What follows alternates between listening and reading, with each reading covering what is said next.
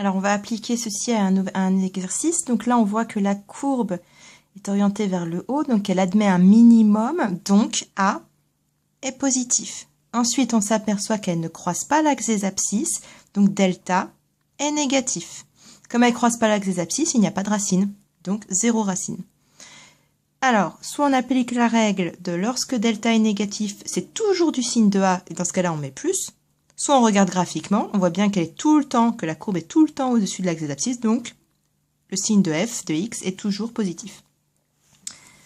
Deuxième situation, donc là on voit bien que la courbe admet un maximum, donc ça veut dire que A est négatif, que la courbe croise 2 fois l'axe des abscisses, donc ça veut dire que delta est positif, et si delta est positif, comme ça croise 2 fois, il y a donc 2 racines, donc x1 et x2.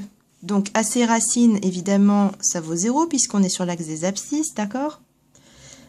Et après, soit on applique la règle delta est positif, donc c'est du signe de A en dehors des racines. Donc ici, A est négatif, donc en dehors des racines, ça fait moins. Et du coup, au centre, c'est plus. Ou bien on regarde visuellement, ici on est en dessous de l'axe des abscisses, donc ça fait moins. Ici on est au-dessus, donc ça fait plus. Et ici on est en dessous, donc moins. Ici, troisième cas.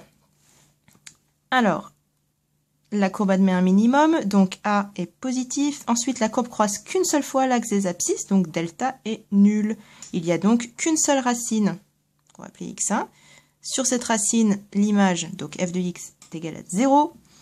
Et ensuite, quel est le signe? Alors, soit on applique la règle de si delta est positif, eh bien c'est du signe de A, sauf quand ça s'annule. Donc ça veut dire que c'est plus, ça s'annule, et c'est plus.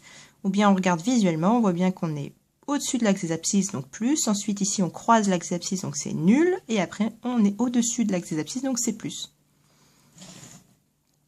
Ici, la courbe regarde vers le bas, elle admet un maximum, donc A est négatif. Ensuite, elle ne croise pas l'axe des abscisses, donc delta est négatif. Il n'y a donc 0 racine.